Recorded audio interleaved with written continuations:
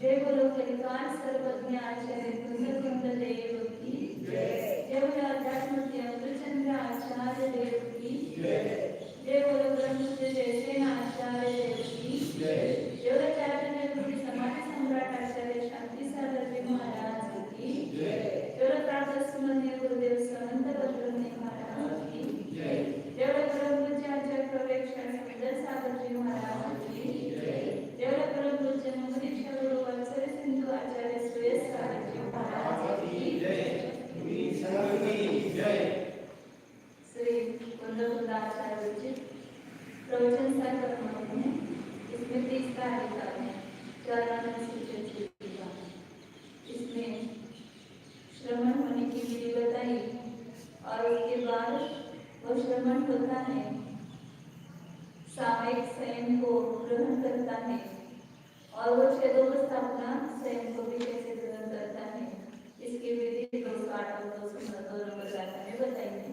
कल आपने पढ़ी थी गाथा अमृतचंद्र आचार्य की टीका के माध्यम से, अजय आचार्य की टीका के माध्यम से इसको पढ़ते थे कि कौन से छेदोपस्थापना मतलब छेद मतलब भेद और भेद में उसको स्थापित करते हैं जिसको छेदोपस्थापना कहते हैं। दो अर्थ करेंगे छेदोपस्थापना आगे आगे की गाथा आने वाली है उसमें दो अर्थ करेंगे। यहाँ पर जो एक अभेद में स्थापित हुआ था सामयिक संयम में, लेकिन वहाँ पर ज्यादा देर नहीं ठहर पाता है तो उसको भेदरूप संयम में जो स्थापित कर दिया जाता है उसको छेदोपस्थापना कहते हैं। तो वो उसका वर्णन कर रहे हैं यहाँ पर जैसे आचार्य की टीका के उत्थानी का निर्विकल्प सामयिक संयमे यदा चित्तः भवति तदा सविकल्पं छेदो विस्थापन चारित्रम आरोहति इति प्रतिपादयति। जब निर्विकल्प सामयिक संयम से च्युत होता है, उसमें स्थिर नहीं पाता है, स्थिर नहीं रह पाता है, तब सविकल्प मतलब भेद रूप छेदोपस्थापना चारित्र पर उसको आरोह करते हैं। नहीं तो फिर वो संयम से च्युत ही हो जाएगा, लेकिन छेदोपस्थापना में नहीं रखेंगे तो वो असंयम में चला जाएगा। इसलिए नारायण निर्विकल्प सामयिक से संयम से च्युत होने पर उसको भेद रूप छेदोपस्थापना चारित्र में उसको आरोपित करते हैं। उसका यहाँ पर प्रतिपादन करते हैं। एक समय में एक संयम रहेगा जैसे अभी है छोटा सा दोनों संयम है सामयिक और छेदोपस्थापना। जब सामयिक रहेगा हाँ वो बराबर है, लेकिन जैसे अपन बोलते हैं सभी संसारियों को मदीना शुद्धता रहता नहीं है तो ऐसे सामयिक छेदोपस्थापना हमेशा ही उसको कहेंगे, लेकिन उपयोग रूप में एक होगा।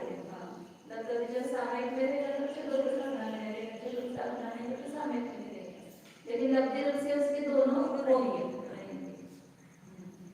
मृतानि च समित्यः च इंद्रियरोधः च व्रत समिति इंद्रियरोधः। और इंद्रिय निरोध, ये तीनों का समास किया है। पंच महाव्रत, पांच समित्य, इंद्रिय, पांच इंद्रिय निरोध, तो इसलिए उसको व्रत समिति इंद्रिय निरोध ऐसे करना। लोच च आवश्यकानि च लोच आवश्यकम समाहारस्य एकवचनम।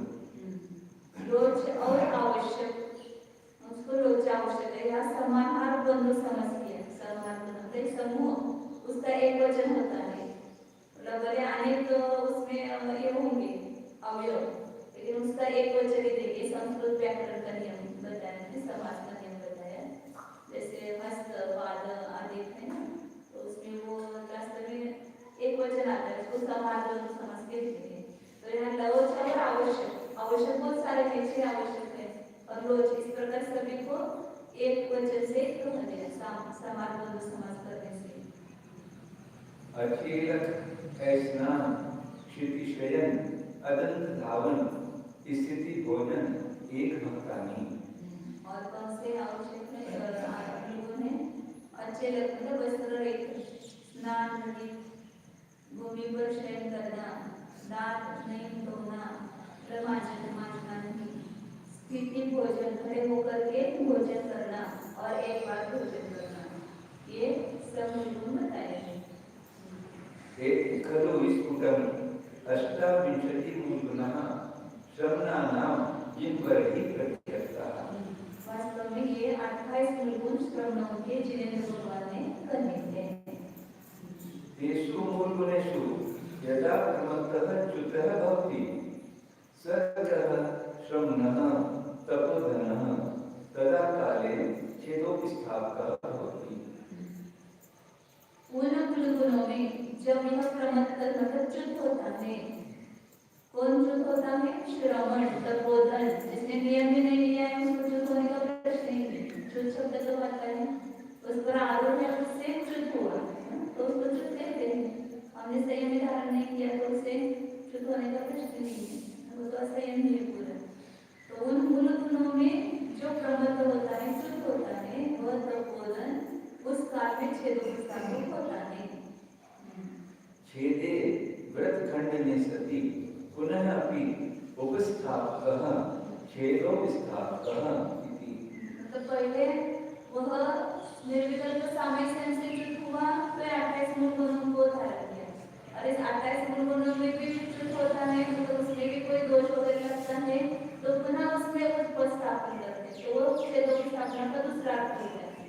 आगे वो गाथा में लोग आपको बताने वाले, खुलासा करने वाले, छेद होने पर मतलब व्रतों का खंडन होने पर पुनः व्रतों में उपस्थापना करें, ये भी छेदोपस्थापना है। दो अर्थ है छेदोपस्थापना का, एक भेद में उपस्थापना, अभेद में से भेद में आना, और भेद में भी जब रहता है तो उसमें भी कोई दोष लगता है तो व्रत खंडित होता है, तो पुनः उसको प्रायश्चित दे करके पुनः व्रतों में स्थापित करते हैं, वो भी छेदोपस्थापना है। तो इसलिए वो छेदोपस्थापक होता है। तत्काल में खुलासा करते हैं, गाथा का अर्थ बताया दोनों गाथाओं का, और उसका खुलासा कर रहा है। निश्चयेन मूलम आत्मा तस्य केवल ज्ञान आदि अनंत गुणाः मूल गुणाः ते च निर्विकल्प समाधि रूपेण परम सामायिक अभिधानेन निश्चयेन मोक्ष विभूतेन मोक्षे जाते सति सर्वे प्रकटा भवन्ति। निश्चय से कौन सा मूलगुण है? लेकिन मूल आत्मा, क्योंकि मोक्ष कौन जाने वाला है? आत्मा जाने वाला है, और आत्मा ले जाएगा मोक्ष, तो सबका मूल आत्मा है। और जो आत्मा के केवल ज्ञानादि गुण है, अनंत गुण, वे मूल गुण हो गए। मूल मतलब आत्मा के गुण, वो मूल गुण, मूल आत्मा और उसके गुण। तो निश्चय से तो केवल ज्ञानादि की ही आत्मा के गुण है। ये बाहर का समित्यादि का पालन करना वो व्यवहार से मूल गुण कहे जाते हैं, निश्चय से आत्मा के गुणों को ही मूल गुण कहते हैं। और वे निर्विकल्प सामान्य रूपेण परम सामायिक अभिधानेन निश्चय एक व्रतेन, और वे मूल गुण कहाँ प्रकट होते हैं? जब यह जीव अपने निर्विकल्प समाधि में स्थित होता है, परम सामायिक जिसका नाम है, ऐसे निश्चय एक व्रत से जब निश्चय व्रत का पालन करता है, निश्चय व्रत क्या है? अपने स्वस्वरूप में रहना, ये निश्चय व्रत है। तो इसको ही परम सामायिक कहते हैं, उसमें निर्विकल्प समाधि कहते हैं। तो निर्विकल्प समाधि को परम सामायिक जिसका नाम है, ऐसे एक निश्चय व्रत से कि जो मोक्ष का बीज भूत है, उसके बिना मोक्ष नहीं। निश्चय व्रत के बिना मोक्ष नहीं। वास्तव में व्यवहार व्रत निश्चय व्रत की प्राप्ति के लिए बताए हैं, लेकिन हम व्यवहार व्रत में भी इतने लीन हो जाते हैं, उसमें आसक्त हो जाते हैं कि उसमें कुछ दोष हो गया तो संकेत परिणाम करते हैं। लेकिन एक किसलिए किया है मैंने व्रत, उसको मुझे सिद्ध करना है, यह प्रयोजन अंदर में भीतर में नहीं रहता है। ये व्यवहार व्रतों के द्वारा मुझे तो अपने निश्चय शुद्ध आत्मा को प्राप्त करना है, इसलिए मैंने व्यवहार व्रतों का अवलंबन लिया है। ये तो एक साधन मात्र है। तो इस पर से अन्य कार्य से निवृत्त होकर के जब यहाँ पर शुभ में आता है तो अपने शुद्धात्मा के पास जाने में वो सहायता होती है। इसलिए व्यवहार व्रत जो है निश्चय व्रत के साधक है। तो निश्चय एक व्रत वही वास्तव में मोक्ष का कारण होते हैं। तो ऐसे मोक्ष के बीजभूत एक निश्चय व्रत के होने पर मोक्ष जाते सती, मोक्ष जाने पर सर्वे प्रकटा भवन्ति, वे सर्वे अनंत ज्ञान, अनंत दर्शन, अनंत सुख, अनंत वेद इत्यादि सभी मूलभूत प्रकट होते हैं एक साथ। तेन कारणेन तत् एक सामायिकं मूलगुण व्यक्ति कारणत्वात् निश्चय मूलगुणः भवति। इसलिए सामायिक को निश्चय मूलगुण का है, एक सामायिक से जो प्रतिज्ञा करता है। तो क्यों कहा उसको कि उस सामायिक के अवलंबन से मोक्ष को प्राप्त होता है, और वहां पर एक केवल ज्ञानादि गुण प्रकट होते हैं। तो केवल ज्ञानादि गुण प्रकट होने में हमारा निश्चय मूलगुण जो सामायिक रूप है वो निमित्त हुआ, इसलिए उसको क्या कहते हैं? मूलगुण ये संज्ञा प्राप्त हुई। वही सामायिक मूलगुण की व्यक्ति का कारण होने से निश्चय मूलगुण नहीं। यदा पुनः निर्विकल्प समाधौ समर्थ न भवति अयं जीवः तदा यथा कः स्वर्णार्थी पुरुषः स्वर्णम् अलभमानः तत्पर्यायामपि कुण्डलादीन् गृह्णाति न च सर्वथाचारं करोति, तथा अयं जीवः अपि निश्चयमूलगुण अभिधान परम समाधि अभावे छेदोपस्थापनं चारित्रं गृह्णाति। जब यह जीव निर्विकल्प समाधि में समर्थ नहीं होता है, ज्यादा देर नहीं रह पाता है, तो क्या होता है? उस समय वह छेदोपस्थापना चारित्र को ग्रहण करता है। ये बताना है, जब अपने निर्विकल्प समाधि में स्थिर रहने में समर्थ नहीं होता है तो एक वेद रूप शुभ रूप इन वर्गों में अपने को आरूढ़ करता है। से उसको उदाहरण देकर के बताया है कि कोई जीव, कोई सुवर्णार्थी पुरुष क्या चाहिए था? उसको सोना लेना है। अपने पैसे का इन्वेस्टमेंट करने के लिए क्या लेना चाहता है? सोना लेना चाहता है। तो सोना लाने के लिए गए सोनर के पास में, लेकिन उसको सोना नहीं मिला। तो वहां पर क्या थे? सोनार के दुकान में कुंडल रखे थे, अंगूठियां थी और क्या है? कंगन थे। तो सोने को नहीं प्राप्त किया तो भी उन तत्पर्याय, सोने के पर्यायों को, क्योंकि वो सोने की पर्याय सोने के बिना नहीं है, उसमें सोना व्याप्त है। तो जिस प्रकार स्वर्णार्थी पुरुष सोने को नहीं प्राप्त करता हुआ उन पर्यायों को दे दो, सोना को बोलेगा मुझे दे दो या उल्टा दे दो, कुछ दे दो, मुझे एक बोला सोना दे दो, बस किसी भी रूप में मिले मुझे सोना चाहिए। तो सोने को नहीं प्राप्त करता है तो सोने के पर्यायों को ग्रहण करता है कुंडलादि को। उसी प्रकार उसका सर्वथा त्याग नहीं करता, नहीं मिल रहा है सोने की चिप्स नहीं मिल रहे तो सोने की पर्यायों को नहीं ग्रहण करता, ऐसा नहीं, तो ग्रहण करता है, क्योंकि उसमें से उसको सोना ही दिख रहा है और सोना ही मिल रहा है उसको उन पर्यायों के माध्यम से। इसी प्रकार यह जीव भी, अयं जीवो भी निश्चय मूलगुण नामक जो परम समाधि है, सामायिक है, निर्विकल्प समाधि है, उसके अभाव में जो वो नहीं कर पाता है, उसमें स्थिर नहीं रह पाता है, तब छेदोपस्थ स्थापन चारित्र ये उसी के पर्याय है, उसी के भेद है, इसलिए उस त्याग को ग्रहण करता है। उसका त्याग नहीं करता छेदोपस्थ। नहीं, मुझे तो सामयिक में रहना है, मैंने तो सामयिक की प्रतिज्ञा की थी, मैं अब छेदोपस्थ में कैसे आऊँ, ऐसा नहीं कहता है। तो छेदोपस्थ स्थापना चारित्र में से भी उसको सामयिक संयम की प्राप्ति होगी। छेदे सति उपस्थापनम छेदो स्थापनम। छेद के होने पर उपस्थापना, तो छेदोपस्थापना। लोगों को इन क्रियाओं में बहुत आग्रह रहता है, ऐसी क्रिया करनी चाहिए, वैसी क्रिया करनी चाहिए, ये विधि होनी चाहिए, या पूजा ही होनी चाहिए, स्वाध्याय नहीं होना चाहिए, या स्वाध्याय करो पूजा नहीं करो। इस क्रियाओं का आग्रह जिसको है उसको वास्तविक धर्म नहीं पता नहीं है। ये क्रिया किसके कारण है? ये निश्चय धर्म की सहायक है। किसी भी क्रियाओं में से आप अपने पास आ सकते हो, और या किसी भी विधि से पूजा करना किस लिए है यही पता होना चाहिए। प्रयोजन हम भूल जाते हैं, आयोजन में प्रयोजन को भूल जाते हैं। आयोजन करने लग जाते हैं, हमारे अमर भैया कितना आयोजन करते हैं और प्रयोजन भूल जाते हैं, करते हुए ऐसा नहीं, हम भूल जाते हैं। मतलब मेरा काम, मैं एक काम किस लिए कर रहा हूँ, किस लिए, ये याद रखना है। मुझे धर्म की प्राप्ति के लिए मैं पूजा कर रहा हूँ, कशासाठी हा प्रश्न विचारायचा प्रत्येक कार्य करताना।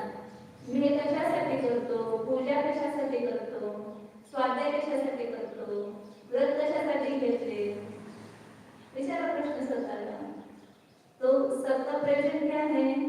धर्म के लिए, बस मेरे परिणामों की विशुद्धि के लिए। धर्म मतलब परिणामों की विशुद्धि, धर्म का दूसरा नाम है अपने परिणाम शुद्ध होना, उसी से सब कुछ कार्य सकते हैं। इसलिए जो भी करना है आपको, जिसमें रुचि वो करो, लेकिन परिणामों की विशुद्धि करो। और वहां पर झगड़ा करेंगे ना, आप अमुक का विषय करते तो हमने देखेंगे, वो करेंगे हमने, मतलब ये झगड़ा करने में उल्टा संक्लेश हो जाता है। तो धर्म की सिद्धि कहाँ से हुई? तो परिणामों की विशुद्धि, जिस किसी भी माध्यम से मुझे परिणामों की विशुद्धि तक पहुंचना है, वो हुई कि नहीं मेरी पूजा करके मुझे इधर अंदर में आनंद नहीं आया, भगवान के प्रति बहुमान नहीं आया, उनके गुणों का स्मरण नहीं हुआ, तो मेरे परिणाम कैसे विशुद्ध होंगे? जब भगवान की पूजा करते समय भगवान के गुणों का स्मरण होगा, तो वहां पर उनके गुणों को याद करके परिणाम अपने आप विशुद्ध होंगे। स्वाध्याय करेंगे तो उसका जो मर्म है वो समझ में आ जाए, तो अपने आप क्या हो जाते हैं परिणामों की। तो स्वाध्याय कहाँ है महाराज जी ने करने के लिए, बस एक पन्ना पढ़ लो और पूरा कर लो स्वाध्याय का नियम। तो क्यों दिया था स्वाध्याय का नियम? तुम्हारे अशुभ से छूट करके तुम शुभ में आओ, परिणामों की आपकी विशुद्धि हो, इसलिए बताया था। इसलिए कोई भी काम करते समय ये विचार करो कि मैंने किसके लिए किया था। अगर में प्रवेश करना नहीं था, होता है ध्यान होता है, तो उसमें से क्या करना है, परिणामों की विशुद्धि। वो इतना समय अपना धर्म कार्य में अपने को लगाना है उससे, और जिससे अपने परिणामों की ज्यादा विशुद्धि बने वैसा काम करो, तो धर्म मिलेगा अपने को। इसलिए नहीं सामयिक हो रहा है तो छेदों को साधना चारित्र का अवलंबन करो, और फिर उसमें से वापिस सामयिक भी जाओ। और वो भी नहीं करेंगे तो कहाँ चले जाएंगे? रागों के साथ बातें करने में लग जाएंगे, और फिर सागों के साथ बातें करने से क्या होता है? राग द्वेष होते हैं। राग द्वेष से क्या होता है? संक्लेश परिणाम उत्पन्न होते हैं, उससे क्या होता है? पाप का बंध होता है। तो इस सब से बचने के लिए सब करना है, बस आगे का ये संक्लेश की परंपरा न हो। आचार्य समाधि शतक में कहा है, जनेभ्यो वाक्तस्पंदो मनसश्चित्त विभ्रमः तस्मात् संसर्गं जनयोगी ततस्ते चेत्।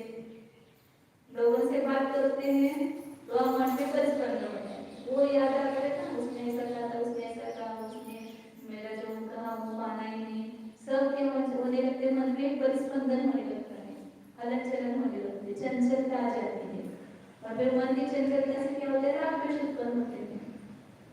तो इसलिए वे लोग चंचल में क्यों रहते हैं, या एक स्थान में क्यों रहते हैं? क्योंकि जन का संपर्क ही नहीं, और घर में भी गए आहार के लिए क्यों नहीं रुकते हैं? बैठेंगे तो कोई आप चार दो चार बातें करेंगे, संसार की कुछ सुनाएंगे। साधु से सुनने वाले कम है, सुनाने वाले ज्यादा है। अपने सब तो क्या होगा, सब अपना घाटा ही होता है। इसलिए ज्यादा देर साधुओं के साथ बातचीत मत करो, संभाषण तो नहीं करेंगे, तो ये नहीं करेंगे तो वो करेंगे। इसलिए ये सब भेद संयम में अपने को रखना है ना। सहाय करो, प्रतिक्रमण करो, स्वाध्याय करो, स्तुति करो, वंदना करो। टाइम कहाँ मिलेगा श्रावकों से बात करने के लिए? टाइम ही नहीं है यहाँ पर। तो इसलिए उसको बाहर रोका है, आत्मा को। इस चतुर्थ ने क्या किया, अशुभ में जाने से बचा दिया उसको। तो इसलिए का कहाँ गया, बहुत उसी प्रकार यह जीव भी निश्चय मूलभूत नामक जो कर्म समाधि है उसके अभाव में छेदोत्स्थापन रूप चारित्र को, मतलब इस 28 मूलभूत रूप चारित्र को अंगीकार करता है, धारण करता है। छेदे सति उपस्थापनम छेदोपस्थापनम, अथवा छेदेन व्रतभेदेन उपस्थापनम छेदोपस्थापनम। तो अर्थ के छेदोपस्थापन और आपकी स्वतंत्रता आ रही है कि छेद होने पर उपस्थापन, एक में से छेद हो गया, सामयिक सेंस से छेद हो गया, तो यहाँ पर उपस्थापन किया। या इसमें भी छेद होगा, इसमें भी दोष लगेंगे, तो पुनः इसमें स्थापन करना, वो भी छेद उपस्थापन है। अथवा छेद मतलब भेद, व्रतों के भेद रूप से, एक सामयिक व्रत था, एक सामर्थ्य त्याग का व्रत था, लेकिन उसको भेद रूप से अहिंसा, सत्य, अचौर्य, ब्रह्मचर्य, अपरिग्रह, इस प्रकार अनेक भेद रूप से उसको धारण किया, उसमें उपस्थापन किया आत्मा को, तो वह छेदोपस्थापन है। एक अभेद चारित्र और एक भेद रूप चारित्र। संक्षेपेण पंचमहात्म व्रत रूपम भवति। और वह छेदोपस्थापन चारित्र भी संक्षेप से, एक सामयिक संयम और उसका भेद रूप किया, तो छेदोपस्थापन हुआ वो पंचमहाव्रत रूप में संक्षेप से। और उस पंचमहाव्रत के लिए और बाकी की सब मूल गुण बताए। तेषां तानां च रक्षणार्थं पंच समिति आदि भेदेन पुनः अष्टाविंशति मूलगुण भेदा भवन्ति। और उन्हीं 5 महाव्रतों की रक्षा के लिए कल बताया है ना, समिति आदि जो है वो महाव्रतों के रक्षण करने के लिए है। क्योंकि हमने व्रत तो लिए, लेकिन उसका पालन कैसे होगा, संरक्षण कैसे होगा? चलेंगे, बोलेंगे, खाएंगे, तो उसमें जो हिंसा होगी, तो उससे बचने के लिए तो 5 समिति आदि का पालन करते हैं। खाना है तो भी कैसे खाना, चलना है तो भी कैसे चलना, बैठना है तो कैसे बैठना, बोलना है तो कैसे बोलना, यही सब चलना नहीं होगा। कथम चरेत, कथम गच्छेत, कथम भुंजेत, कथम विशेष, कैसे बैठना, ऐसा प्रश्न किया, तो उसके उत्तर भी पूरा आचार्य शास्त्र की रचना हुई है। पहला है आचार्य 8 पद जिसमें कि यत्नाचार, फिर सबका उत्तर एक ही, कैसे बैठना, कैसे खाना, कैसे जाना, कैसे बोलना, तो आचार्य ने क्यों उत्तर दिया, यदम चरे, यदम गच्छे, यदम भुंजे, यत्नाचार पूर्वक चलो, यत्नाचार पूर्वक खाओ, यत्नाचार पूर्वक बोलो, यत्नाचार पूर्वक बैठो। मतलब जो भी क्रिया करना है जीव जंतु की विराधना न करते हुए जितने आप संभाल कर सकते हो उतना करके यत्नाचार उसको बोलते हैं। जैसे आए फटाक से बैठ गए तो यत्नाचार नहीं है, देखभाल करके परिमार्जन करके बैठना वो यत्नाचार है। खाते समय ऐसा लिया, अंदर लिया, उसको यत्नाचार नहीं कहते, उसको देखो, शोधो, शुद्ध है क्या वो भी देखो और फिर उसको ग्रहण करो, ये यत्नाचार कहते हैं। बोलना है तो भी कैसे भी मुंह में आया और मराठी मध्ये लागली काय जीव लागले, जीवाची लागली काय, ऐसे नहीं होना चाहिए। मतलब हित मित प्रिय वचन ही बोलना चाहिए। तो इसलिए आचार्य ने कहा कि 5 ब्रह्माव्रत जो है उसका रक्षण करने के लिए ये 5 समिति आदि भेद रूप से 28 मूलगुणों का 28 मूलगुण बताएंगे, तो उसको धारण करता है। तेषां च मूलगुणानां रक्षणार्थं द्वाविंशति परिशेद्य द्वादश विधि तपश्चरण भेदेन चतुर्त्रिंशत् उत्तर गुणा भवन्ति।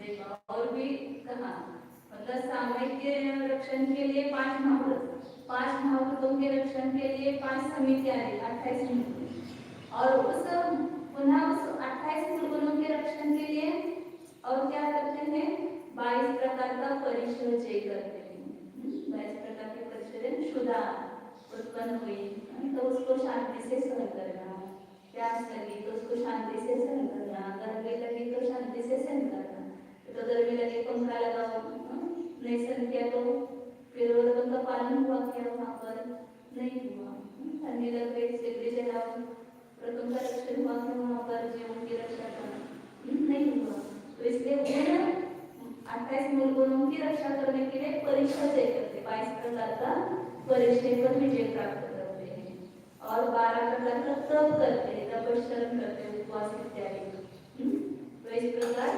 चतुष्क्रमशः 34 उत्तर गुण होते हैं 22 परिचय और 12 तप तो कितने हो गए 34 हो गए और 84,000 उत्तर गुण बताए आगे तेषां च रक्षणार्थं देव मनुष्य तिर्यक अचेतन कृत चतुर्विध उपसर्ग जय द्वादश अनुप्रेक्षा भावना आदयः च इति अभिप्रायः।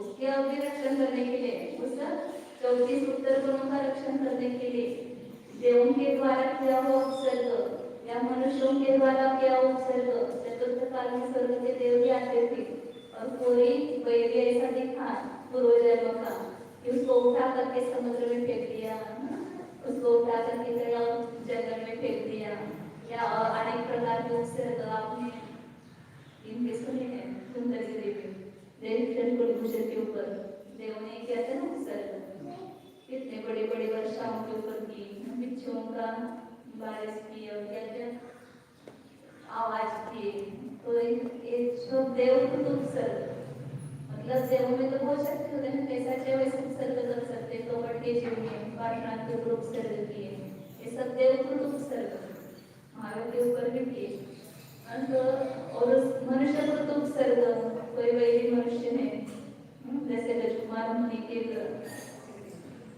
मस्तक पर सिर भी जलाई उसकी संस्कृति तब उसका जो शादी उसकी तय हुई थी ना वो शशुर था उसने उसके ऊपर सिर भी जलाई जा रहे थे रजकुमार तो जाते हुए उस लड़की के ऊपर हाथी पर बैठ करके जा रहे थे तो उस लड़की के साथ शादी विवाह क्या बोलते हैं सगाई करके गए और वापिस गए समोशर में ऐसा वैराग्य हुआ कि वो एक बार दीक्षा ले ली और आकर के तपस्या करने के लिए बैठ गए उनको देखा ससुर जी ने कौन है ये तो मेरा जवाई है तो इसको यही करना था सन्यासी लेना था तो मेरे लड़की के साथ सगाई क्यों की तूने तो उसके ऊपर इतना गुस्सा आया जा करके नदी के किनारे थोड़े कोयले ऐसे को लेकर के जलाए मिट्टी की सेवी बनाए और उसमें डाल करके उसके मस्तक पर रख दिया ये कैसे उपसर्ग हो रहे थे अपने तो कुछ भी उपसर्ग नहीं इसलिए हमारे पाठ में तो तुम्हारे जे कौन दुख है मृत्यु महोत्सव भारी ऐसे ऐसे बड़े बड़े लोगों ने इतने उपसर्ग सन किए तुम्हारे ऊपर क्या उपसर्ग है और इस पंचम काल में तो हम समझते कि वाणी का उपसर्ग है उतना भी हमें सर नहीं बोलता है कोई कुछ वाणी से बोलते हैं ना निंदा करता है या अपने दोषारोपण करता है घर में भी देखो किसका झगड़ा है कोई तो मारता भी नहीं है लेकिन खाली वाणी का मार भी हमें सर नहीं होता है ये मनुष्य को तो उपसर्ग निराशरण करते हैं कितना भी उपसर्ग करे पांडवों के हाथ में गले में माला सब आभूषण पहने लोहे के जलाए गर्म करके तो भी उन्होंने उसको सहन किया तो मनुष्य कृत उपसर्ग तिर्यंचे कृत उपसर्ग सिंह वाघ कौन सुकुमार मुनि को खा रहे थे तो ये सब तिर्यंचे कृत उपसर्ग है अचेतन कृत उपसर्ग अपने आप अचेतन कृत उपसर्ग हो सकते हैं कोई पत्थर गिर गया आप अपने आप बिजली चमक गई, वो बिजली गिर गई, ऐसे आचरण उपसर्ग होते हैं। तो चारों प्रकार के उपसर्गों पर विजय प्राप्त करते हैं और 12 प्रकार की अनुप्रेक्षा की भावनाएं करते हैं। 12 अनुप्रेक्षा का चिंतन तो इस जीव को वैराग्य उत्पन्न करने के लिए, वैराग्य को बढ़ाने के लिए, दोनों के लिए कारक है।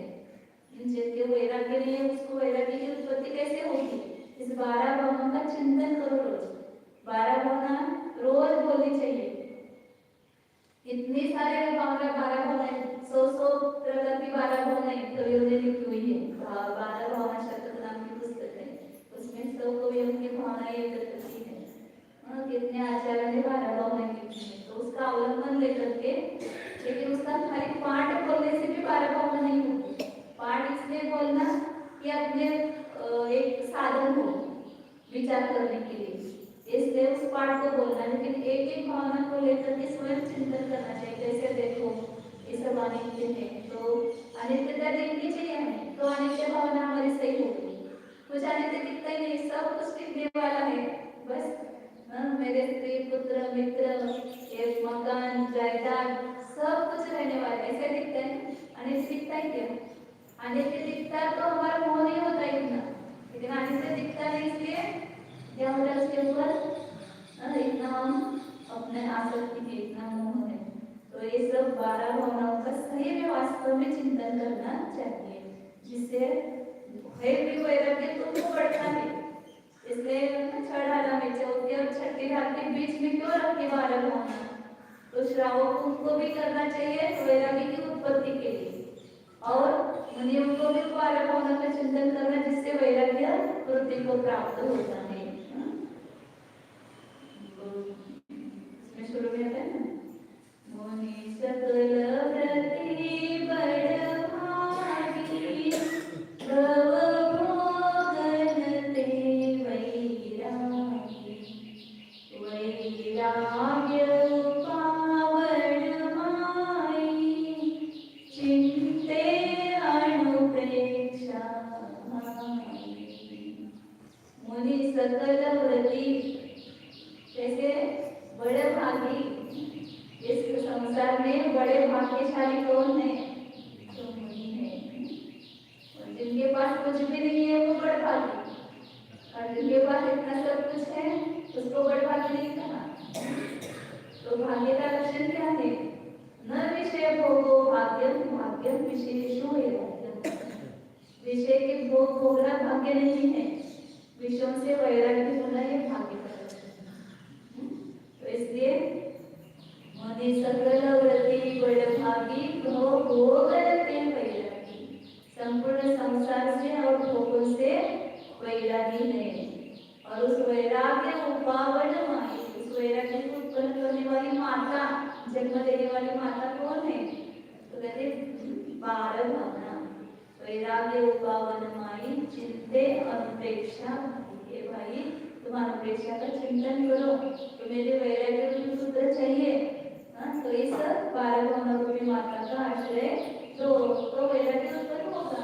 और कभी 12 भावना का चिंतन ही नहीं करेंगे तो देखना चाहिए सब कुछ अनित्य, सब कुछ अक्षर, सब निस्सारता, ये हमें दिखाई दे तो अंदर से वैराग्य होगा कि क्यों रहे हम इस सब प्रपंचों में, इस सब संसार विषय भोगों में। इस प्रकार के अंदर भावना होगी और वैराग्य उत्पन्न होगा।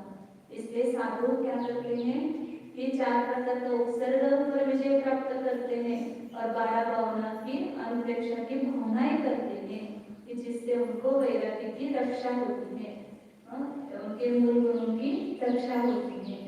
तो इस प्रकार ये छेदोपस्थापन रूप चारित्र बताया। एवं मूल उत्तरगुण रूपेण द्वितीय सूत्रद्वयं गतम्।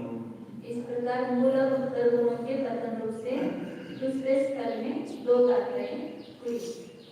अब आगे 210 नंबर की गाथा है ऊपर से। अस्य प्रवर्त्यादायिकः इव छेदोपस्थापकः परः अपि अस्ति इति आचार्य विकल्प प्रज्ञापन द्वारेण उपदिश्यते। अब इस जीव के इस प्रकार दीक्षादायक गुरु पहले बताए थे ना, ऐसे गुरु के पास जाना कि जो गुणों से परिपूर्ण है, श्रवणों से इष्टतर है, देश कुल जाति से शुद्ध है, ऐसे श्रम के पास जाकर के वो दीक्षा लेता है। तो उसने उन आचार्य ने कि उसको दीक्षा दी, तो वे प्रव्रज्यादायक मतलब दीक्षादायक गुरु हुए।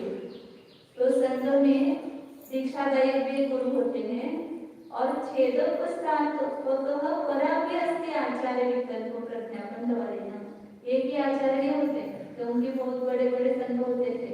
एक आचार्य क्या क्या काम करेंगे, तो अलग अलग विभाग से आचार्य होते थे। कोई दीक्षादायक गुरु आचार्य, कोई छेद स्थापना करने वाले आचार्य रहते थे, उसमें भी अनेक प्रकार के आचार्य रहते थे। कोई विहार का काम करने वाले हैं, ऐसे अलग अलग कामों के लिए अलग अलग आचार्यों का भी नाम आता है शास्त्रों में। तो प्रव्रज्यादायक के समान एक छेदोपस्थापक भी दूसरे आचार्य होते हैं। इस प्रकार आचार्यों के भेद के प्रज्ञापन के द्वारा आज आगे बताते हैं। छेदोपस्थापक गुरु भी होते हैं, इस प्रकार बताते हैं। लिंग गहने लिंग गहने तेसिं गुरुत्ति पवज्जनाय होदी गुरुत्ति पवज्जनाय होदी छेदेषु वट्टवगा छेदेषु वट्टवगा शेषाणिज्यावगा समना शेषाणिज्यावगा समना लिंग गहने तेसिं गुरुत्ति पवज्जनाय होदी छेदेषु वट्टवगा शेषाणिज्यावगा समना। लिंग गहने माने लिंग द्रव्यलिंग भावलिंग के ग्रहण के समय में पवज्जनायक उस दीक्षा को देने वाला गुरु होता है। दीक्षादायक तेसिं गुरुत्ति होती, उनका गुरु है ऐसा कहा जाता है। और छेदेषु वट्टवगा छेदों में मतलब भेदों में उपस्थापन करने वाला या संयम में दोष लगने पर पुनः संयम में स्थापित करने वाले, ऐसे शेषा नित्यावगा समना बाकी के निर्यापक श्रवण होते हैं। या भी इसमें क्या था आचार्य जैसा चार साधकों को निर्यापक रूप से जाहिर किया था। नियम सागर जी, सुधा सागर जी, प्रमाण सागर जी, प्रमाण सागर जी, समता सागर जी, हाँ ऐसे 4-5 लोगों को निर्यापक दिया। मतलब ये बाकी के भी शिष्यों को छेदोपस्थापन करने वाले से निर्यापक होते हैं। तो संघ में केवल दीक्षादायक गुरु होते ऐसा नहीं, तो छेदों में उपस्थापना करने वाले शेष निर्यापक श्रवण भी होते हैं, ऐसा यहाँ बताया।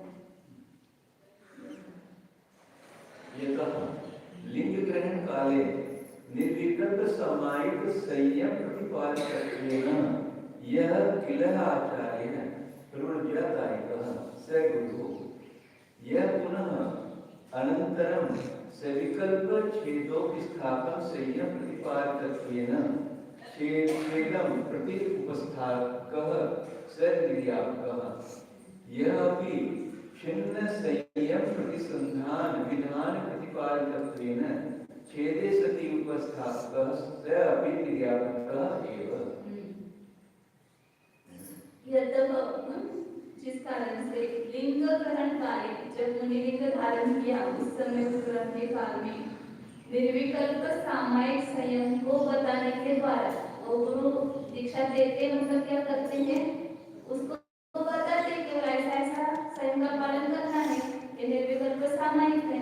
इस प्रकार निर्विकल्प सामायिक के संयम के प्रतिपादन के द्वारा जो वास्तव में आचार्य मतलब प्रव्रज्यादायक दीक्षादायक, दीक्षा कोई प्रव्रज्य शब्द है, उस दीक्षा को देने वाला जो है वह गुरु है। और पुनः जो उसके बाद दीक्षा देने के बाद सविकल्प छेदोपस्थापन संयम प्रतिपादकत्व, मतलब ऐसे संघ में दूसरे मुनि होते हैं कि वे उस मुनि को भेद रूप से ये सब गुण बताते हैं। सविकल्प छेदोपस्थापन संयम का प्रतिपादन करते हैं, तो उस प्रतिपादन के द्वारा छेद के प्रति मतलब भेद के प्रति उपस्थापना करने वाले सामायिक संयम की प्रतिज्ञा तो गुरु ने दी, फिर उसके बाद ये 28 मूल गुणों को देने वाले और संघ में ऐसे निर्यापक गुरु होते हैं, तो उसको उपस्थापक छेद के प्रति उपस्थापना करने वाले मतलब भेद रूप से उपस्थापना करने वाले वो निर्यापक गुरु होता है। और जो भी दूसरे भी छेद उपस्थापक गुरु होते हैं कि जो क्या करते हैं, छिन्न संयम प्रतिसंधान, संयम से कुछ दोष लगा, संयम से कुछ च्युत हुआ तो पुनः उसमें जोड़ने के लिए पुनः संयम स्थापित करने के का विधान बताने वाले होने से मतलब प्रायश्चित वगैरह देना इत्यादि के द्वारा उसको छेदे प्रति उपस्थापक, वहां पर छेद के प्रति उपस्थापना ऐसा समझ किया, भेद के प्रति उपस्थापित किया। और यह छेद होने पर संयम में दोष लगने पर पुनः उस संयम में स्थापित करना वह भी निर्यापक ही है। दोनों को निर्यापक शब्द कहा, संवेदना साधने वाले उनको भी निर्यापक कहते हैं। तो इस प्रकार अनेक निर्यापक होते हैं, भेद रूप संयम देने वाले या संयम से दोष लगने पर पुनः उसमें उपस्थापित करने वाले, ये सब निर्यापक गुरु होते हैं। ततः छेदोपस्थापकः परः अपि अस्ति, मतलब वो जो दीक्षा देने वाले वो भी छेदोपस्थापक हो सकते हैं या दूसरे भी हो सकते हैं, आप ही शब्द है, इसलिए छेदोपस्थापक दूसरे भी होते हैं। दीक्षा देने वाले भी कर सकते हैं या दूसरे भी छेदोपस्थापक होते हैं। इस प्रकार छेदोपस्थापना को करने वाले गुरुओं का व्याख्यान किया इस गाथा के द्वारा। तो छेदोपस्थापक मतलब भेद रूप से संयम में उपस्थापित करने वाले या संयम से च्युत होने पर पुनः संयम में उसको स्थिति करने वाले ऐसे गुरु होते हैं, उसको निर्यापक गुरु कहते हैं। अब आगे इसका जैसे ना अस्य तपोधनस्य प्रवृत्त्यादायकः एव अन्यः अपि निर्यापक संज्ञः गुरुः अस्ति इति गुरु व्यवस्थां निरूपयति। इस तपोधन के इस मुनि के प्रवृत्त्यादायक के समान अन्य भी निर्यापक नाम के गुरु होते हैं। इस प्रकार गुरु की व्यवस्था का निरूपण करते संत में किस प्रकार गुरु की व्यवस्था होती है वो बताते हैं। लिंग ग्रहणे तेषां तपोधनानां गुरुः भवति इति सगः निर्विकल्प समाधिरूप परम सामायिक प्रतिपादिकः यः असौ प्रवृत्त्यादायकः स एव दीक्षा गुरु छेदयः च वर्तकः ये ते शेषाः श्रमणा निर्यापका भवन्ति शिक्षा गुरुवः च भवति। किसी भी क्षेत्र में अपन देखते हैं एक से काम नहीं चलता है, खाली हेड डिपार्टमेंट से सब काम नहीं चलेगा, अलग अलग डिपार्टमेंट का भी कोई मुखिया चाहिए वहाँ पर, अलग अलग विभाग करके उसका एक अलग निडर करते हैं तो कार्य व्यवस्थित होता है। तो एक में ही सब कुछ करो तो मंदिर के कैपेसिटी क्यों बनाते हैं, कोई कोषाध्यक्ष है, कोई और नियोजन करने वाला है, कोई सेक्रेटरी, कोई महामंत्री है, तो इन सबसे मिलकर के काम होता है। ऐसे संघ में भी साथ होंगे, खाली एक दीक्षादायक आचार्य से काम नहीं चलेगा, तो ऐसे निर्यापक आचार्य, उपाध्याय गुरु या और भी सब काम करने वाले, विहार आदि करने वाले, वो समाज में जानकारी रखने वाले, ऐसे अलग अलग गुरु होते हैं संघ में। तो लिंग ग्रहण में उन तपोधनों का गुरु होता है। कौन होता है वह? निर्विकल्प समाधि रूप जो परम सामायिक नाम का दीक्षा है, उस दीक्षा को देने वाला दीक्षा गुरु होता है। और छेदयोग वर्तकः, दो प्रकार के छेद बताए, एक भेद रूप से उपस्थापना और एक छेद होने पर उपस्थापना करना। उन दोनों छेदों को वर्तन करने वाले, प्रवृत्त करने वाले ऐसे श्रेष्ठ ब्राह्मण जो है वो निर्यापक होते हैं। वे शिक्षा गुरु होते हैं, शिक्षा देते हैं आपको कैसे कैसे संयम का पालन करना है, या कोई दोष होता है तो उसको कैसे टालना है, ऐसा बताने वाले शिक्षा गुरु होते हैं। अयम अत्र अर्थः निर्विकल्प समाधि रूप सामायिकस्य एक देशेन च्युतिः एक देश छेदः सर्वथा च्युतिः सकल छेदः इति देश सकल भेदेन द्विधा छेदः। दो प्रकार के बताए ना, उसका खुलासा करें कि निर्विकल्प समाधि रूप सामायिक का एक देश से उससे च्युत होना, ये एक देश छेद है, और सर्वथा च्युति होना मतलब पूर्णता संयम का छेद होना व संपूर्ण छेद है।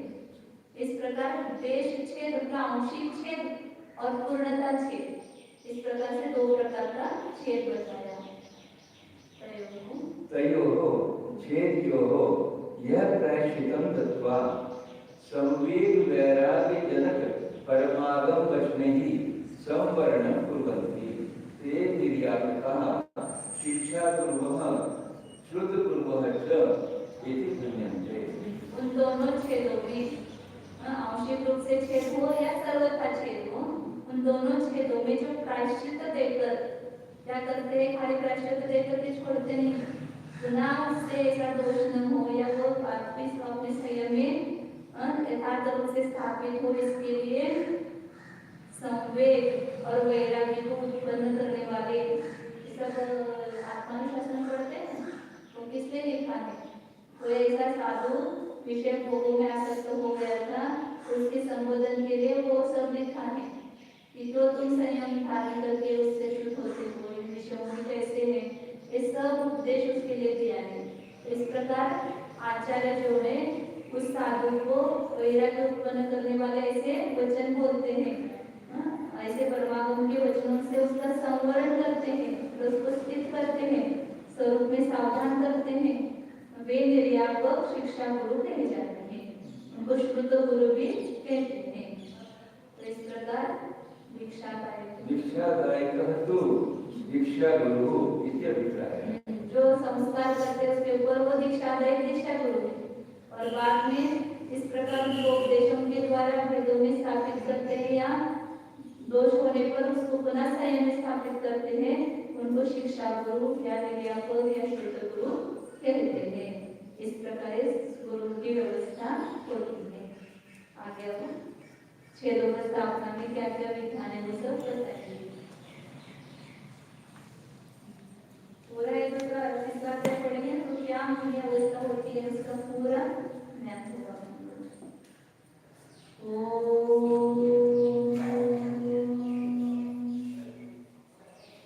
जानिए यह मैं शुद्ध चैतन्यमय जीव हूँ।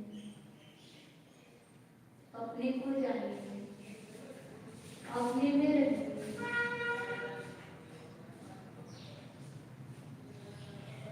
अपने में मतलब किसमें? जो वास्तविक मेरा स्वरूप है वह मैं, जो मेरा त्रिकाल स्वरूप है, अविनाशी ध्रुव स्वरूप है, उसको जानना है। ये कुछ काल के लिए मिला हुआ जो रूप है वह मेरा स्वरूप नहीं है, वह तो बाह्य रूप है, संयोग रूप है, उत्पन्न होने वाला है, नष्ट होने वाला है। लेकिन मेरा जो असली स्वरूप है वह शाश्वत है, ध्रुव है। उस अपने असली स्वरूप की खोज करो। इन सब मनुष्यादि सांगों को धारण करने वाला ये कौन है? कौन धारण करता है? कौन परिभ्रमण कर रहा है संसार में? तो अपने उस शुद्ध जीव को जानिए।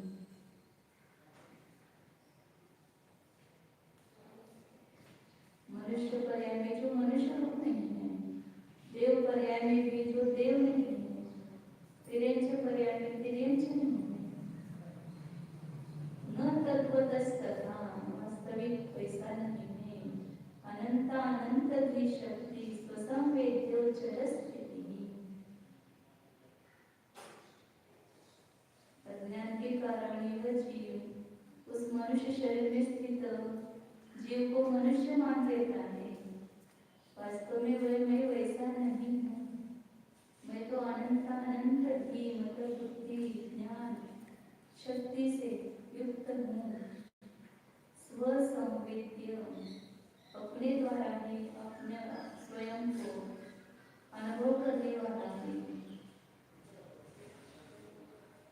दूसरे मुझे जाने इसके बजाय मैं अपने को जानूं, यह सच्ची आत्म प्रसिद्धि है, आत्मख्याति है। मेरा परिचय दूसरों को नहीं, मेरा परिचय मुझे होना चाहिए, सच्चा परिचय को। मैं सब पर्याय भेदों से भिन्न, अनादि अनंत एक शुद्ध चैतन्य सत्ता स्वरूप है। ये सच्चा परिचय है। इस परिचय को प्राप्त करके बस उसी में मैं बना स्थापित करूं, यही मैं, अशाश्वत अध्रुव जो क्षणिक रूप में वह मेरा नहीं है।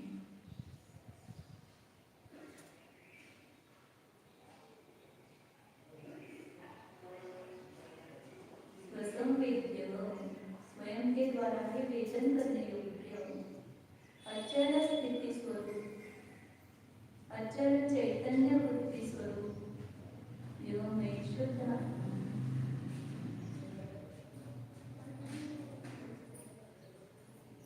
शुद्ध चैतन्य सत्ता स्वरूप, न्यायक स्वरूप,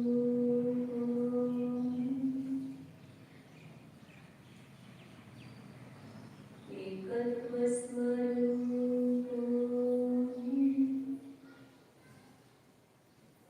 परसंयोग रहित स्वरूप, शुद्ध एको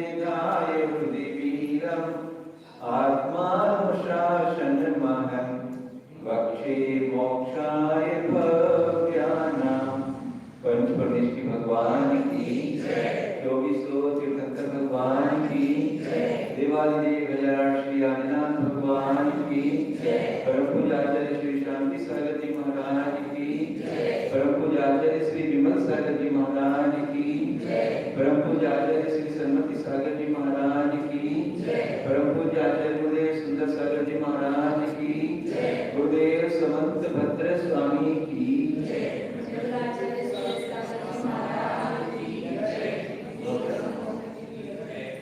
आत्मानुशासन ग्रंथ आचार्य गुरुभद्र देव स्वामी द्वारा विरचित। इस शास्त्र में निरंतर संवेग और वैराग्य की भावना कैसे स्फुटित हो ये बताया है।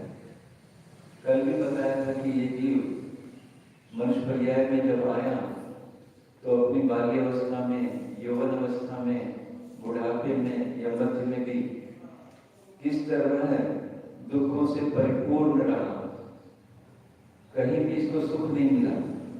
आज पुनः 89 नंबर मिला जिस श्लोक है, 89 नंबर पढ़ेंगे।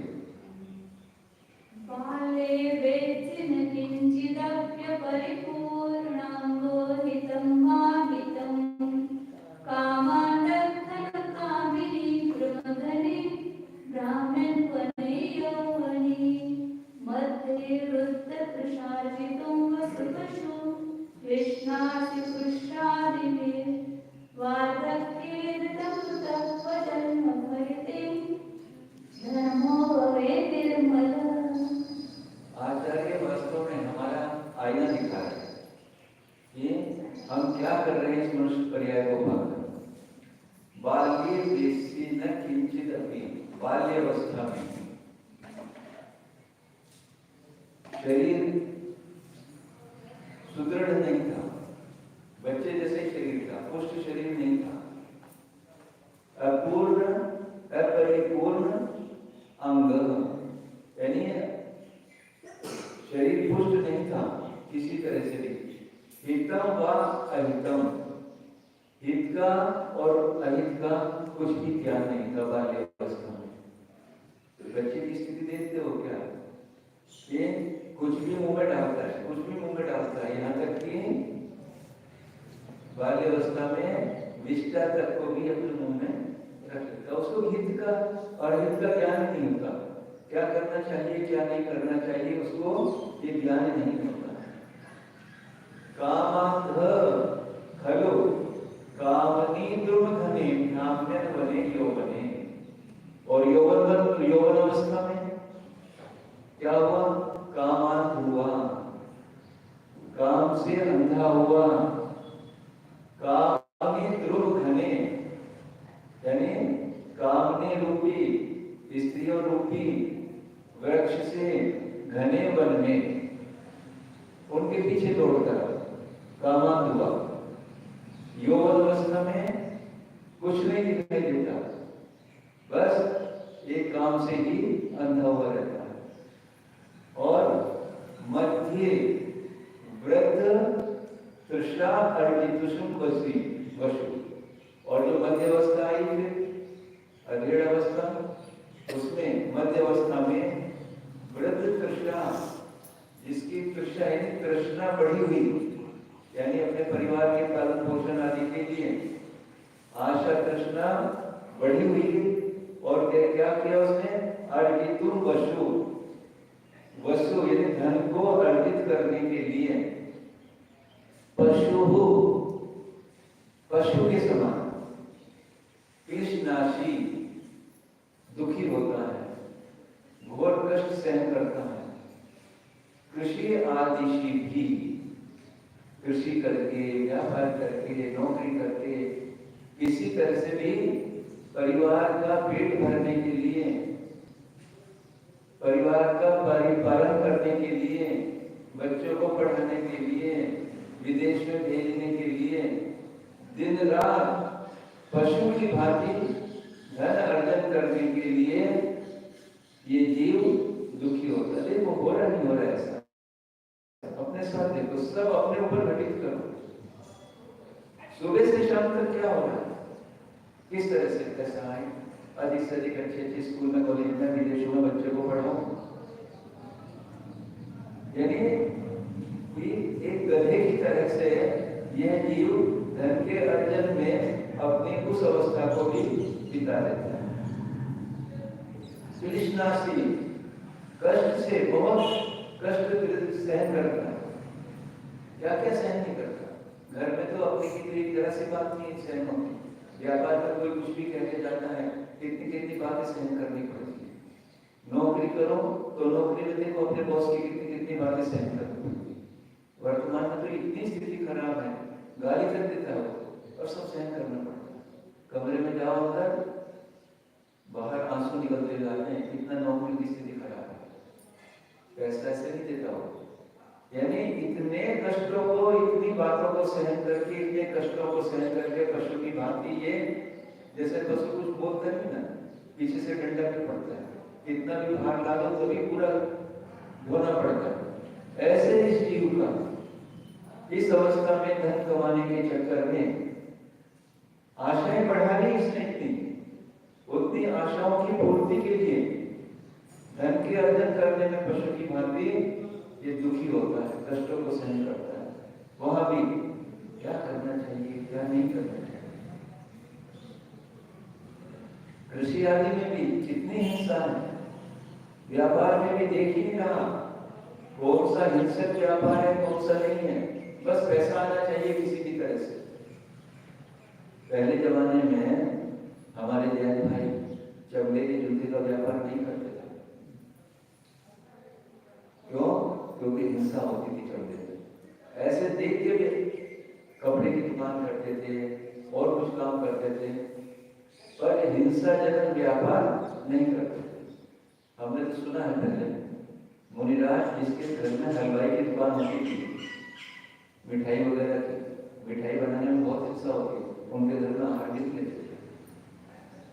यानी जिनके घर के अंदर धन जो अर्जन किया गया है, यदि हिंसा के व्यापार से किया गया है, तो उनके घर में आहार भी नहीं देते। अब तो कुछ विवेक ही नहीं है, कहीं भी नौकरी करते हैं। एक कसाई के यहाँ भी, जिसके बड़े बड़े कत्ल खाने चल रहे हैं, जिसके यहाँ एक्सपोर्ट का काम चल रहा, उसके ऑफिस में भी जैन लोग काम करते हुए देखे जाते हैं। ऑफिस में है, हम तो फैक्ट्री में थोड़े ही, हम तो ऑफिस में काम करते हैं। अरे वो पैसा आ कहां से रहा जो तुम्हारे पेट में जिस काम में जा रहा है। यानी वर्तमान में कुछ भी विवेक नहीं रखते हुए ये जीव खाली धन अर्जन करने के लिए पशु की भांति लगा रहता है। वो अवस्था भी गई। और वार्धक्य अर्धमूलः, वार्धक्य मतलब वृद्ध अवस्था आने पर कैसी स्थिति हो गई इसकी? अर्धवृद्धक सम बूढ़ापनो। ये वृद्धावस्था आने पर अर्धवृद्धक के समान, यानी कानों से सुनना बंद हो गया, आंखों से देखना बंद हो गया, खाने में दांत नहीं है, यानी कैसा है? मरे हुए जैसे कि सामान्य तो इसकी अवस्था हो गई है। तो आचार्य कहते हैं वह जन्म फली ते, यानी ऐसे मनुष्य ऐसी अवस्थाओं में, बाल्य अवस्था में, यौवन अवस्था कैसे गई, मध्य की अवस्था में क्या है और वृद्ध अवस्था में कैसे, तो वह जन्म फली, उनका कैसे जन्म सफल हो सकता है? अपने ऊपर देखो, ये किसी दूसरे की बात नहीं कर रहा, हमारी बात कर रही है। हम भी तो ऐसे ही करते हैं। बाल्य अवस्था में कैसे थे, कुछ ज्ञान था क्या? यौवन अवस्था में देखो अपने, और जब अभी वर्तमान की अवस्था देखो, बस पैसा पैसा पैसा पैसा पैसा, कैसे भी आए पैसा आना चाहिए। और जब वृद्धता है तो देखो, वृद्ध अवस्था आई तो अर्धवृद्धक के समान। अब ये जन्म कैसे इसका फलीभूत होगा, कभी इसका चिंतन नहीं करते कि ये कैसे निर्मल धर्म में ये कैसे लगेगा, कभी विचार नहीं करते। अभी तो पूरा जीवन बीतता जा रहा है। जिस दिन आप मृत्यु शैया पर होंगे, जब मृत्यु आने को होगी और आप अपना पिछला देखोगे कि इस भाव को पाकर मैंने क्या किया इस भाव में। बाल्य बना तो ऐसे चला गया ज्ञान में, यौवन में खूब विषय सेवन किए और परिवार का पालन पोषण करने में, बच्चों को पढ़ाने लिखाने में, उनकी शादी ब्याह करने में, और फिर नाती पोते हो गए तो उनको खिलाने में पूरा जीवन चला गया। तूने अपने लिए क्या किया? सोचो। अभी देखो, अभी तो मृत्यु की अवस्था नहीं आई, मान लीजिए। अभी सोचो कि पीछे यदि 50 वर्ष की आयु, 60 वर्ष की, 70 वर्ष की आयु बीत गई हमारी, तो हमने अपने इस आत्मा के कल्याण के लिए क्या किया? अभी जो पर्याय हमें आत्म कल्याण के लिए मिली थी, उसको दूसरों के कल्याण में लगा दिया। उनका कल्याण हुआ क्या नहीं हुआ मालूम, परंतु इस पर्याय का पूरा नाश हो गया। कुछ भी नहीं कर पाए तो कैसे निर्मल धर्म हो, यानी धर्म हमारा, यानी आत्मा का जो धर्म है उसको कब प्राप्त करेगा?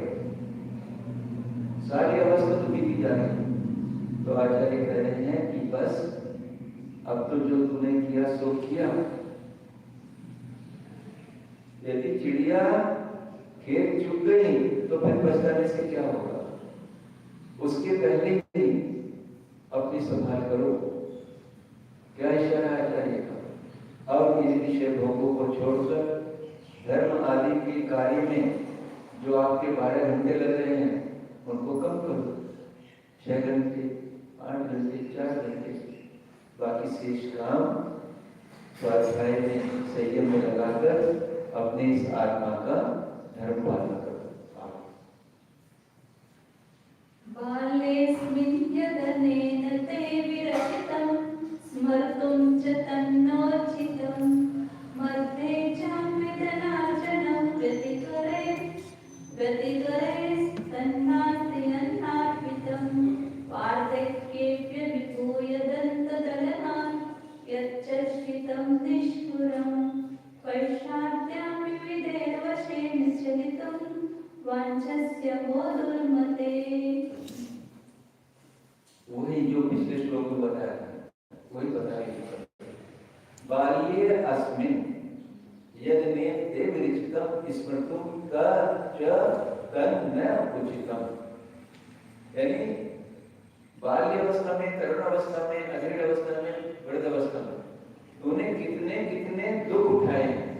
तो आचार्य कह रहे बाल्ये अस्मिन्, बाल्य अवस्था में, यद अनेन, जिस जो विरचितम, सभी दुख तूने उठाए।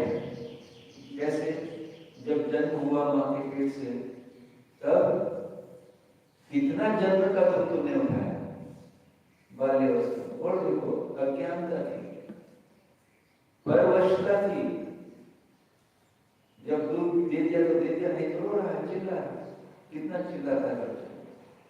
यानी बाल्य अवस्था में भी जितने असह्य दुख तूने उठाए हैं, ते स्मर्तुं करना उचितम, उनका स्मरण करना भी उचित नहीं। यानी जिनका स्मरण करने से भी इतना कष्ट होता है, इतने कष्ट तूने बाल्य अवस्था में उठाए। मध्य चापी, और मध्य अवस्था में, तरुण अवस्था में धन अर्जन वृत्ति करही, और धन के अर्जन करने में जो तूने दुख उठाए हैं,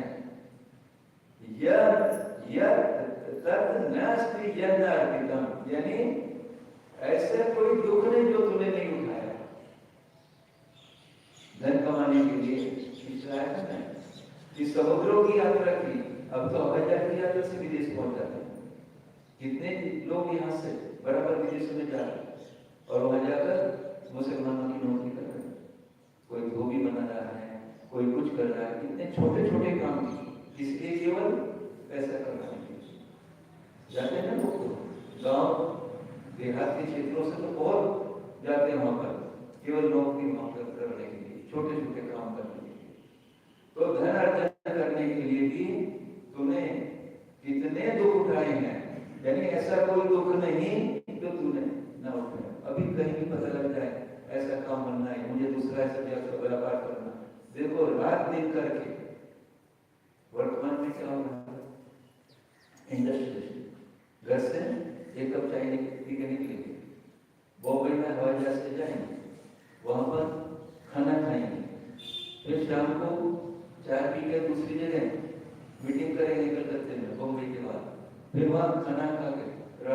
औरत अपने घर में आकर सुनी, क्या हो रहा है, कितना भ्रमण हो रहा है, हजारों मीलों की यात्रा एक एक दिन में करवाई, किस लिए?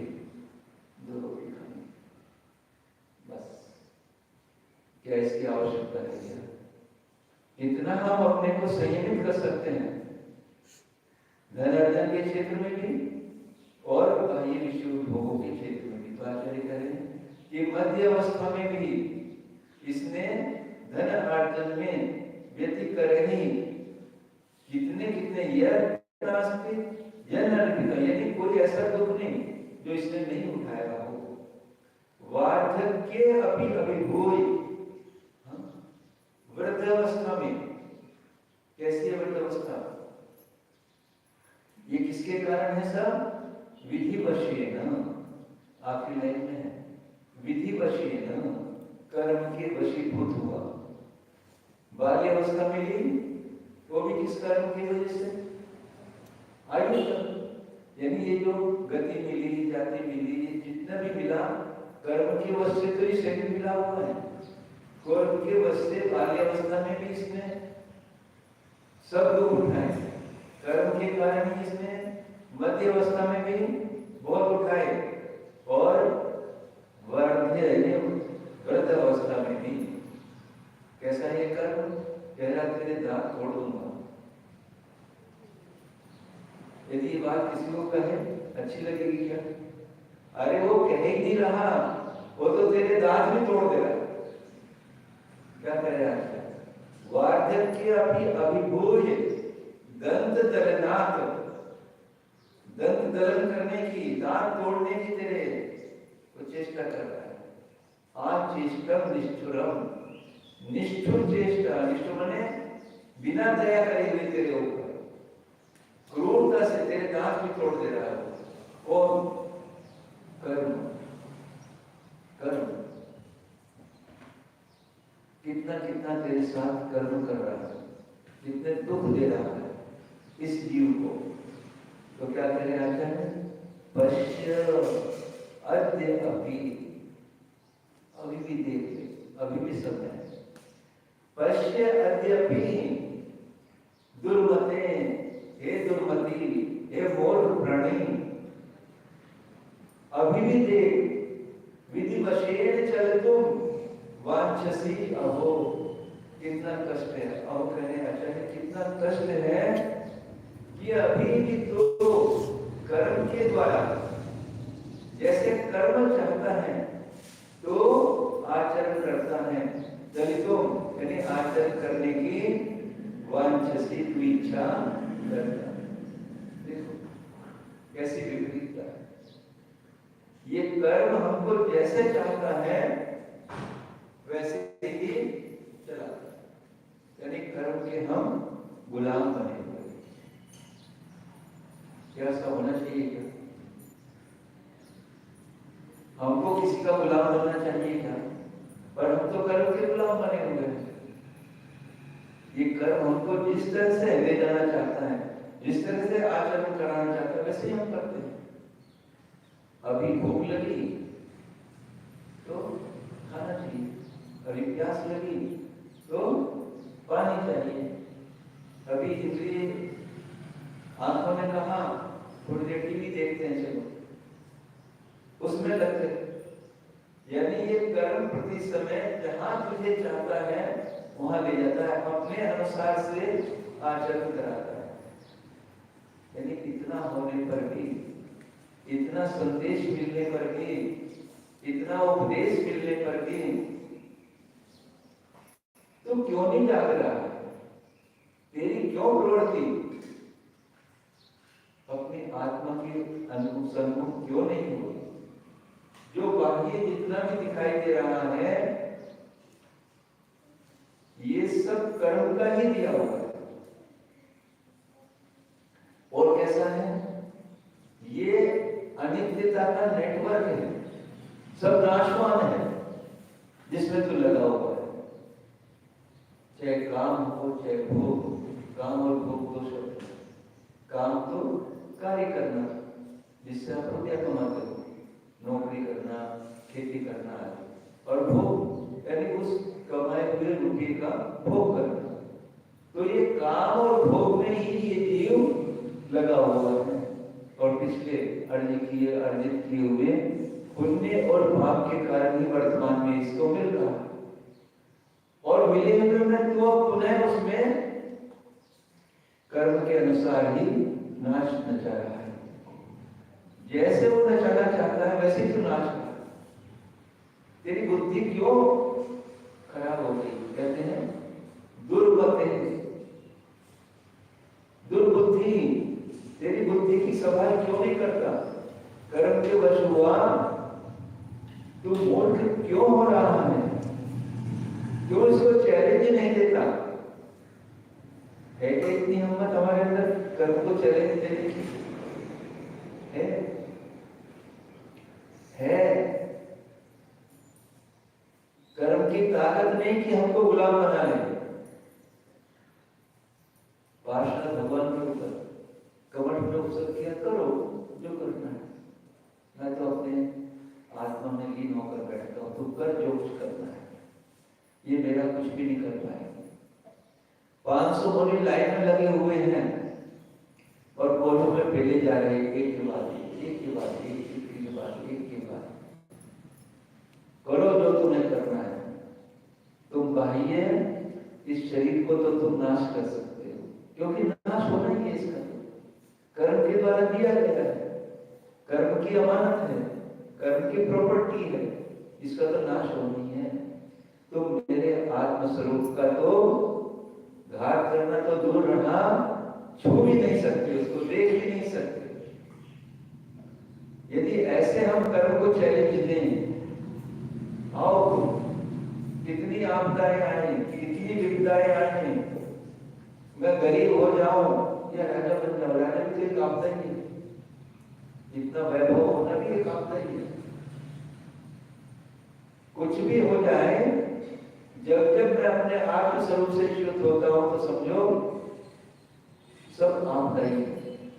तो आचार्य कह रहे हैं पश्य अद्य, अभी भी तो देख, हे दुर्मते, तो विधि के द्वारा ही चलितुम आचरण करने की वांछसी इच्छा कर रहा है।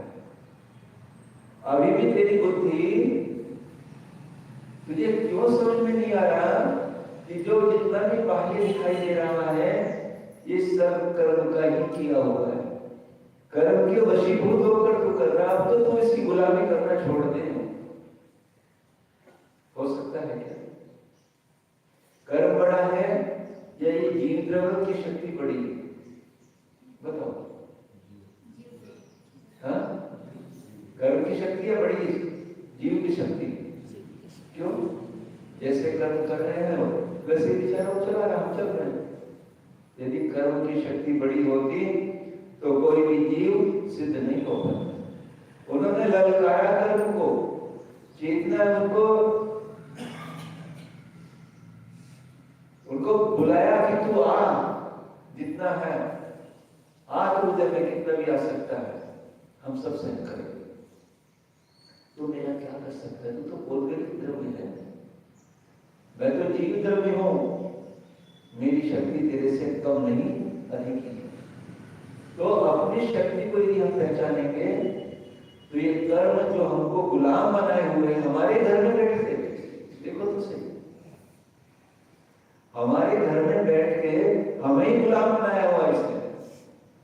जैसे कोई आतंकवादी आपके घर में बैठ जाए आपके और आपको विभिन्न नाना प्रलोभन देकर आपको खुश कर दे और आप उसके प्रलोभन में आ जाए, तो वो निकलने वाला है कि आपके नसीब अच्छा हमारे लिए, खूब दे रहा है, धन भी दे रहा है, हमको अच्छी अच्छी सुख सुविधाएं दे रहा है, हो जाने वाला है।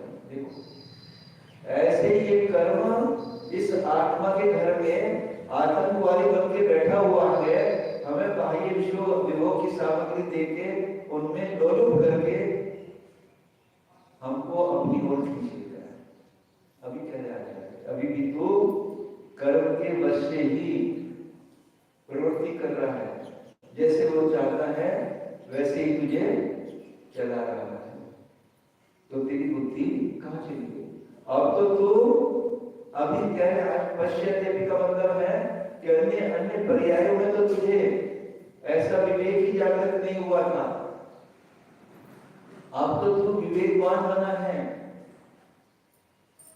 मनुष्य बना है, महावीर के कुल में उत्पन्न हुआ है। अन्य कुलों में तो ये भी बात नहीं, अन्य मतों में तो ये भी नहीं बताते कि तेरा कुल क्या है, तेरी आत्मा क्या है, कर्म क्या है, सब महावीर मूल होता है। तेरा वर्तमान में तो तुझे ये सब ज्ञान हुआ है, ऐसे कुल में उत्पन्न हुआ है जिन्होंने श्रवण करने को मिली हुई है, निर्ग्रंथों के मुख से जिन्होंने सुनने का अवसर मिला है। फिर भी तू यदि अभी भी नहीं चेतेगा, अभी भी तू नहीं होश में आएगा, अभी भी तू कर्म के वश में हुआ, कर्म का गुलाम बना हुआ,